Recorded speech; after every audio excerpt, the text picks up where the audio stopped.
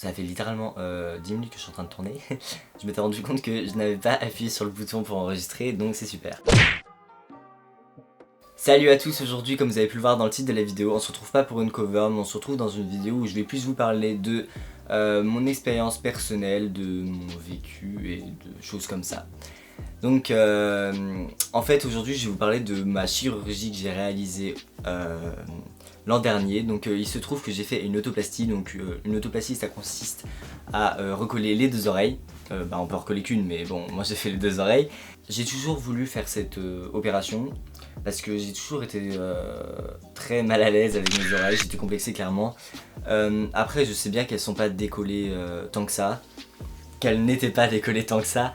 Je suis désolé si ça peut offenser certaines personnes de l'avoir fait, alors qu'elles ne l'étaient pas totalement, mais moi j'étais complexé, j'allais pas continuer à vivre comme ça, enfin si j'allais continuer à vivre comme ça je voulais dire, mais j'allais pas continuer à me priver d'être moi-même sur certaines choses alors que j'avais les moyens de faire une opération.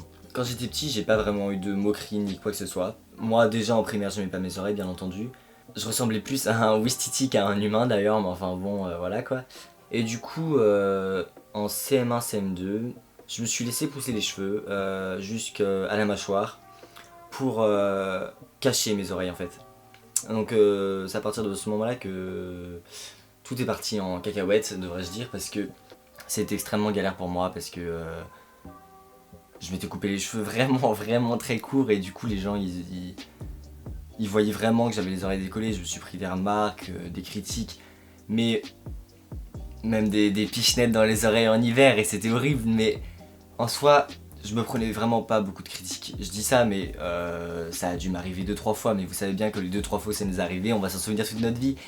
Mais le problème c'est que j'étais surtout moi-même complexé par moi et le problème c'était moi parce que je voulais pas vivre avec mes oreilles comme ça en fait, tout simplement. Donc depuis que je suis tout petit, je demande cette opération et ma mère a toujours refusé que je me fasse cette opération, clairement. Elle m'a toujours dit non. Elle m'a dit tu feras ce que tu veux quand tu seras majeur. Donc il se trouve que tous les ans, enfin je demandais pas tous les ans, mais je demandais régulièrement en fait, chaque année pour pouvoir me faire recoller les oreilles et toujours la réponse était non. Enfin après déjà il y avait l'excuse de l'âge, c'est vrai que ma mère disait que au fil du temps ça passerait mon complexe, que j'étais juste petit et puis que j'apprendrais à vivre avec. Donc certes j'ai appris à vivre avec en 3ème, 4ème, 5ème, très logique cet ordre, enfin bref, j'ai appris à vivre quoi avec. Je sortais dehors, je mettais pas des chapkas pour cacher mes oreilles, mais je me plaisais pas comme ça en fait. En fait c'était plus vraiment un complexe, c'était surtout quelque chose que je n'aimais pas chez moi. Mais pas de là à être un complexe parce que je sortais aisément on va dire, hein. C'est juste que quand je me regardais dans la glace je m'aimais pas quoi, voilà. Après m'être décomplexé on va dire, j'ai arrêté de demander pendant quelques temps, je pense que je me suis posé là-dessus. Et j'ai appris en fait que du coup je pourrais plus le faire, sans que ce soit remboursé par la sécu, tout le tralala. Du coup j'ai demandé il me semble en janvier à ma mère pour pouvoir me faire recoller les oreilles. Et très bizarrement là elle m'avait dit oui.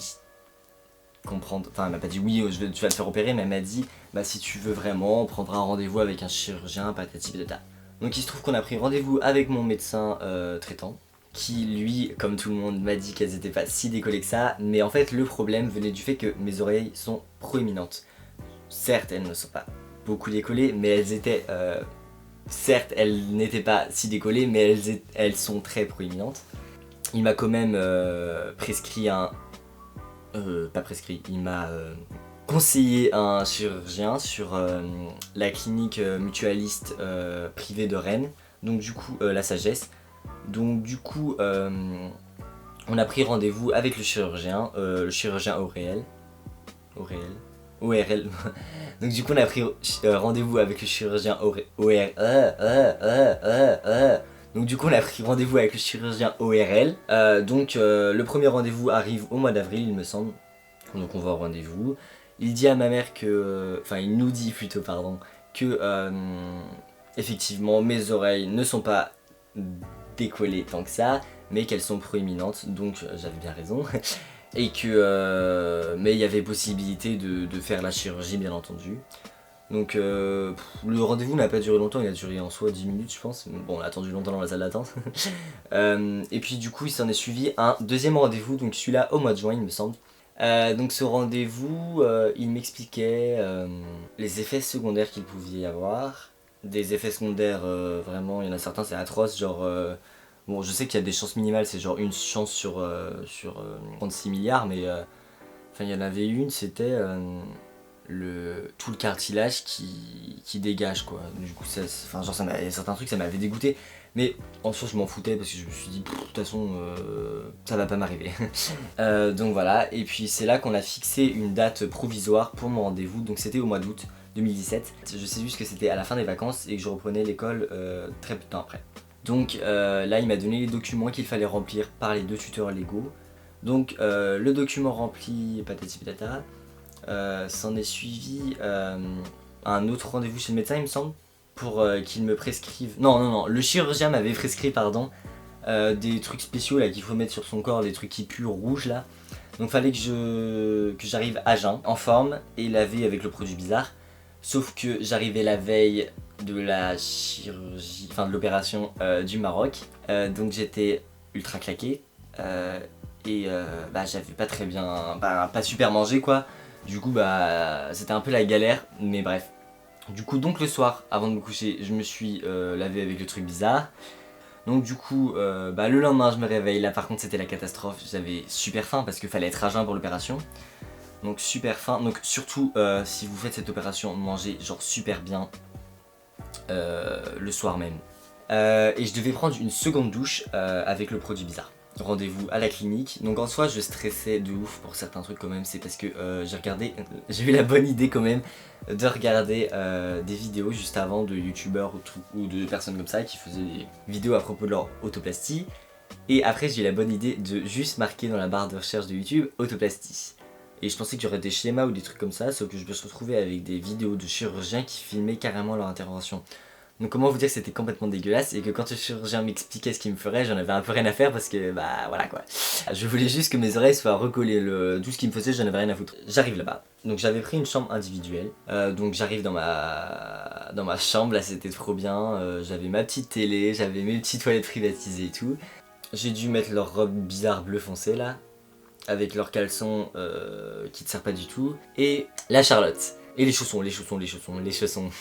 J'ai demandé, il y a une infirmière qui était super sympa et je lui ai demandé si il y avait la possibilité de me donner des médicaments pour le stress parce que je suis quelqu'un de super stressé et du coup j'avais besoin de médicaments pour me calmer quoi. Donc elle m'a donné des médicaments. Il y a eu un retard fou, mais vraiment fou.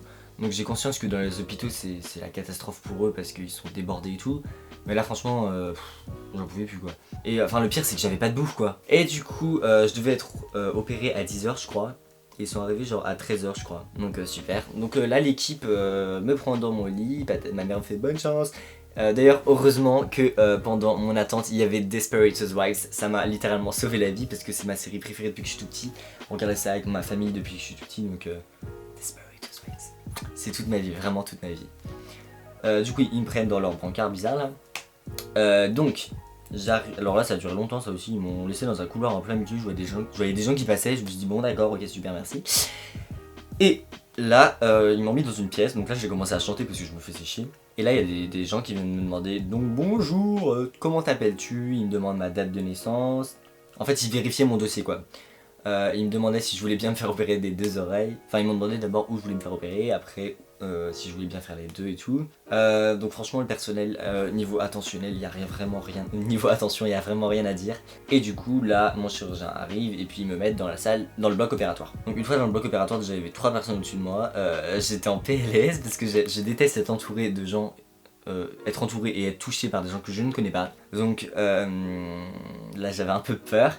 Et là du coup le choc. Genre ils m'ont mis mon truc bizarre qui sent la vanille. Et genre là plus rien.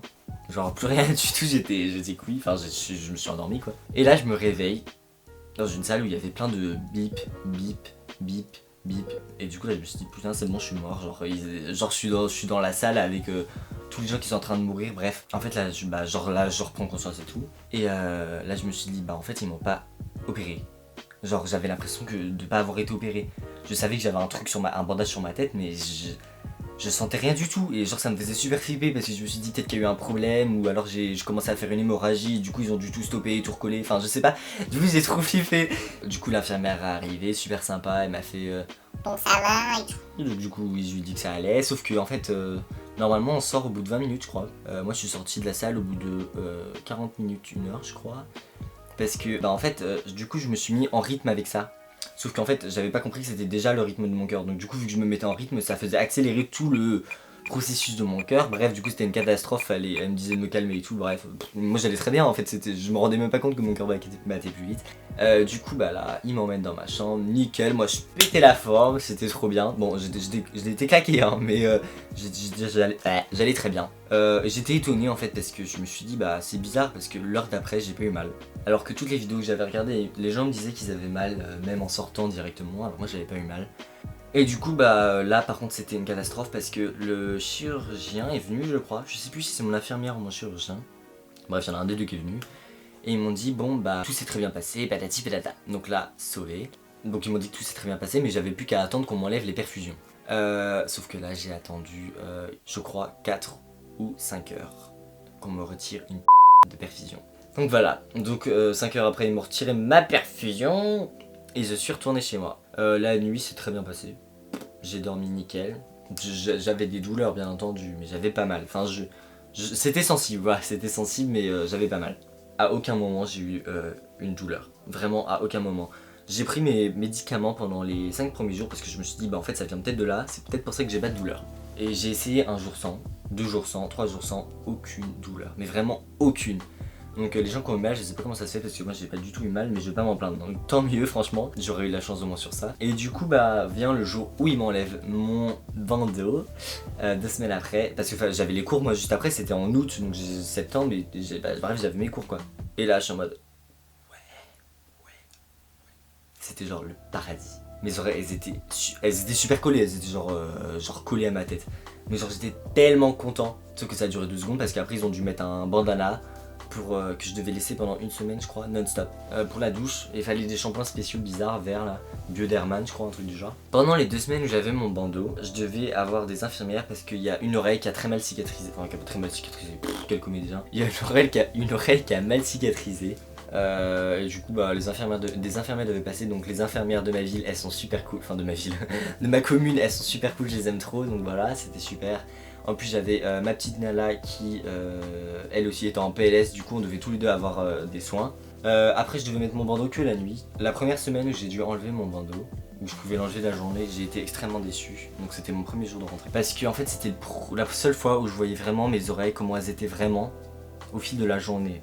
Du coup on a chez le chirurgien pour le rendez-vous et là bah on lui a dit que c'était pas bof, c'était pas terrible et puis il m'a dit que ça se recollerait un petit peu au fil de la cicatrisation. Je trouve que franchement ça s'est recollé pendant la cicatrisation, donc c'est à dire après que j'ai enlevé mon bandana des 2 semaines. Donc aujourd'hui je suis très contente de cette opération vraiment, mes oreilles je les remarque plus, je suis super content de mes oreilles, enfin je suis super content c'est les oreilles quoi mais je suis plus fier de mes oreilles qu'une personne normale en fait.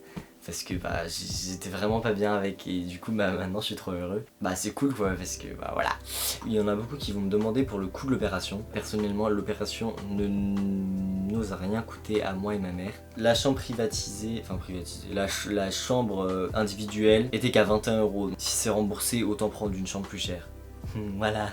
Donc voilà c'est tout pour cette vidéo, j'espère qu'elle vous aura plu, que je vous aurai apporté des informations intéressantes et que peut-être ça vous aidera pour votre future opération et je vous dis à très bientôt.